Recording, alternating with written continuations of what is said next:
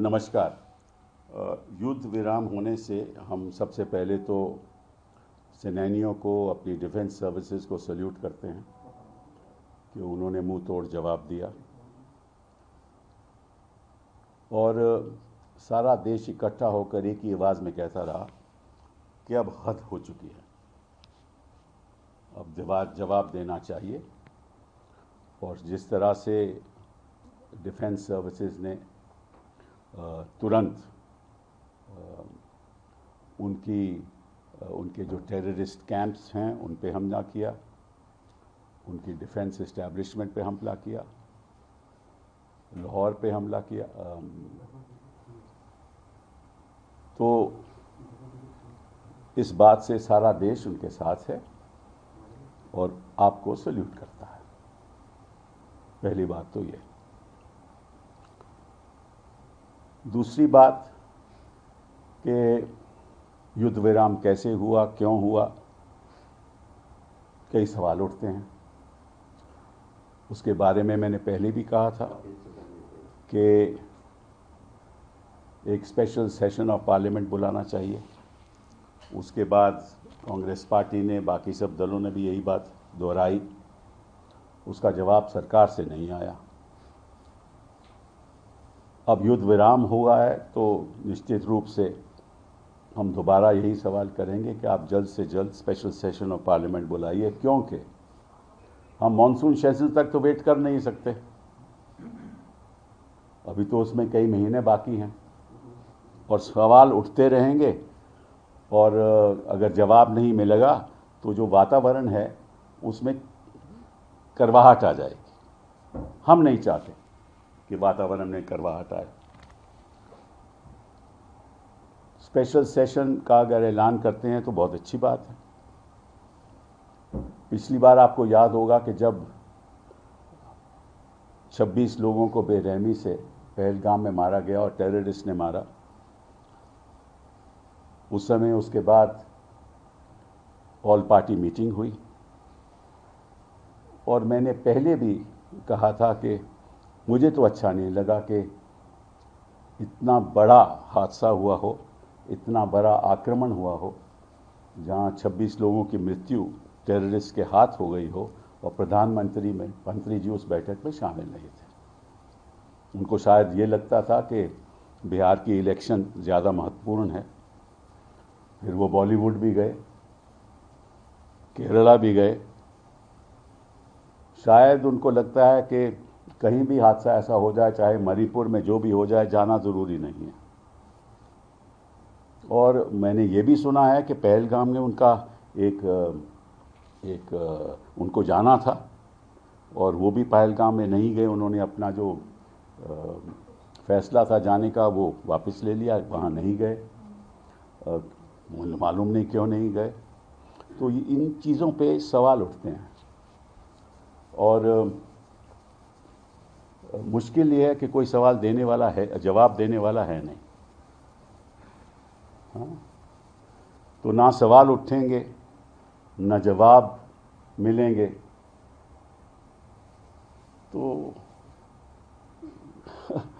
ना सवाल उठते हैं ना जवाब मिलते हैं। इनको लगता है कि शायद हम कौन होते हैं। ये अच्छी बात नहीं है। अब आप डोनाल्ड ट्रंप को भी देख लीजिए, रोज़ के रोज़ वो प्रेस के सामने आते हैं, रोज़ के रोज़ जवाब देते हैं। उनको जवाब भी उनके सवाल भी बड़े करवाहट होते हैं, फिर भी जवाब देते हैं। यहाँ तो मुद्दत भी गए 10 साल से ज़्यादा हो गए, कोई सवाल पूछने वाला ही नहीं है, क्योंकि जवाब देने वाला ही कोई नहीं है। दूसरी बात, ये जो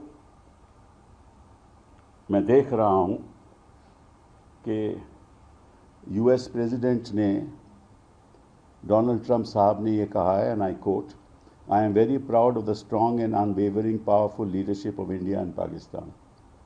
I am proud that the USA was able to help you arrive at this historic and heroic decision. While not even discussed, I am going to increase trade substantially with both of these great nations. Additionally, I will work with you both to see if after 1,000 years a solution can be arrived at concerning Kashmir. तो इस tweet पे भी बड़े सवाल उठते हैं। वो कहते हैं कि और ये उनके जो सेक्रेटरी ऑफ स्टेट हैं रूबियो साहब, उन्होंने कहा है कि भाई पिछले 48 घंटों में बातचीत होती रही। डोनाल्ड ट्रंप ने भी यही कहा है और वाइस प्रेसिडेंट वैंस ने भी उसको दोहराया है। तो हुआ क्या, कैसे हुआ, क्यों हुआ, क्या बातचीत हुई, इसके बारे में तो कोई चर्चा है नहीं, हमें मालूम नहीं है। ये भी कहते हैं कि थर्ड पार्टी में एक न्यूट्रल जगह पे NSAs मिलेंगे, उनका NSA और हमारे NSA साहब वहाँ मिलेंगे, दोवल साहब। और उधर जो वैंग यी हैं, जो चाइना के फॉरेन मिनिस्टर हैं, उन्होंने भी बात की हिंदुस्तान से कि यहाँ मतलब कि जो, क्योंकि सिचुएशन है नहीं है ना कि दोनों ही एक न्यूक्लियर देश हैं, तो कोई अंतर्राष्ट्रीय स्तर पर नहीं चाहता कि कोई युद्ध ऐसा हो। मुझे याद है इनफैक्ट 2022 में जब प्रधानमंत्री जी पुतिन साहब को मिले, उन्होंने कहा कि इस युद्ध के दौर में कोई जंग नहीं हो सकता। तो ये तो प्रधानमंत्री भी जानते थे कि युद्ध में दौर में कोई जंग नहीं हो सकता। तो फिर उस पर भी सवाल उठेंगे। तो हम आज कोई आलोचना नहीं करेंगे क्योंकि ये वक्त आलोचना का नहीं है। हम इतना ही कहेंगे कि आप स्पेशल सेशन बुलाइए, हम इतना ही कहेंगे कि स्पेशल एक ऑल पार्टी मीटिंग बुलाइए। और मैं राजनीतिक दलों से मैं सलाह तो दे नहीं सकता, बट इतना कहना चाहता हूं कि जब तक सरकार ये आश्वासन नहीं दे कि प्रधानमंत्री जी उस ऑल पार्टी मीटिंग में शामिल नहीं होंगे, तब तक आपको उस मीटिंग में हिस्सा नहीं लेना चाहिए। क्योंकि वो प्रधानमंत्री जी हैं, इतना बड़ा जुल्म हुआ है, हमारे मासूम लोग मारे गए, और प्रधानमंत्री जी उस बैठक में पहले नहीं बैठे और अब भी नहीं बैठेंगे, तो लगता है कि उनको जवाब देने की कोई ज़रूरत ही नहीं है। मैं आश्वासन इतने कॉन्फिडेंस से कह सकता हूं कि अगर डॉक्टर मनमोहन सिंह जी इस समय प्रधानमंत्री होते तो वो हर जगह में, हर ऑल पार्टी मीटिंग में भी होते, स्पेशल सेशन भी बुलाया जाता, सबके साथ बातचीत होती। तो इन्हीं शब्दों के साथ मैं आपका धन्यवाद करना चाहता हूं और दोबारा अपनी डिफेंस सर्विसेज को सैल्यूट करना चाहता हूं। Sir, the first announcement of ceasefire was first done by the Washington DC and then subsequently by the Indian government and the Pakistan government. How do you see this, sir? No, I have said that several questions arise in this. As I said, I don't want to, at this point in time, we are in a ceasefire situation, and I welcome the ceasefire, because ultimately you know what happens. In any war, who is killed? Not the big and the powerful people, not the rich and the mighty, but the ordinary citizens, the soldier, the civilians who have nothing to do with this. They are killed across on both sides. So war is never a solution to anything. Is never a solution to anything.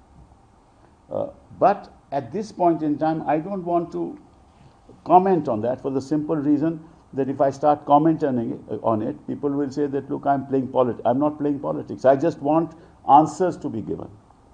And the person who must give those answers is the Prime Minister of India. And a special session be called because this is an event which has in fact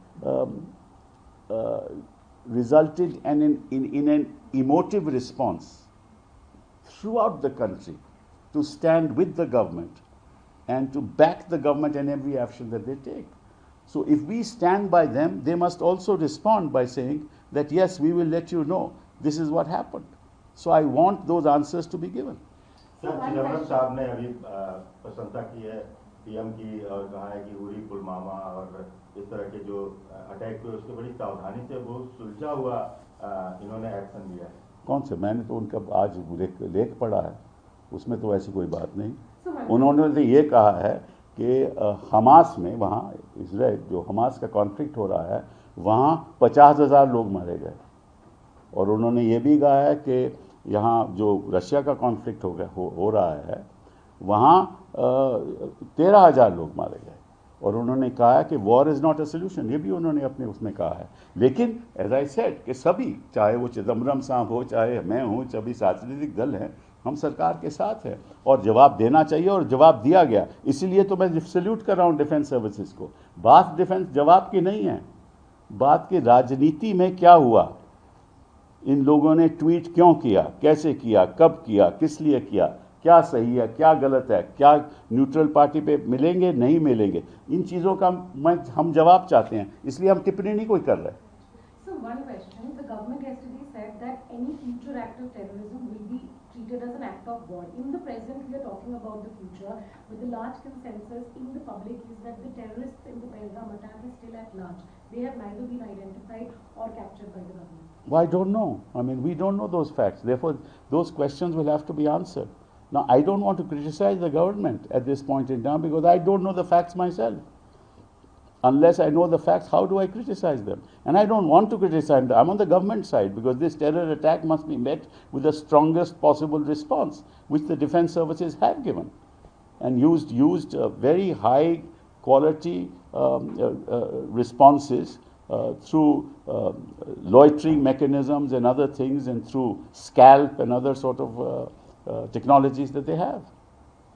sir, Donald Trump के tweet पे जो आपकी भाषा समझ में आती है कि लाखों लोगों की जान जा सकती है, तो क्या ऐसा लगता है कि पाकिस्तान मन बनाए बैठा था? उनकी बातों से जो लग रहा है कि कोई न्यूक्लियर अटैक करेगा या और एस्केलेट करेगा, और उनकी इंटरवेंशन नहीं, एस्केलेशन तो हो रही थी, एस्केलेशन तो निश्चित रूप से हो रही थी, क्योंकि जब हमने कड़ा जवाब दिया, मुंह तोड़ जवाब दिया, तो उन्होंने भी श्रीनगर पे, पुंछ पे, जम्मू पे और सारे राजस्थान में, सारे बाउंड्री, अपने बॉर्डर पे उन्होंने आक्रमण शुरू कर दिया। तो देखिए, ऐसा है ना कि जब अब तक जो अच्छी बात ये हुई कि अब तक एयरफोर्स, जो हमारा कोई भी फाइटर प्लेन है, वो लाइन ऑफ कंट्रोल से आगे नहीं आया, तो ये तो लाइन ऑफ कंट्रोल से पीछे सब युद्ध हो रहा था। ये अच्छी बात है, क्योंकि जब ऐसा हो तब तो फिर पीछे हटने का सवाल ही नहीं होता।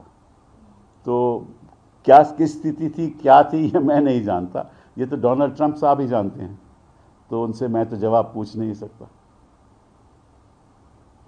ठीक है, थैंक यू।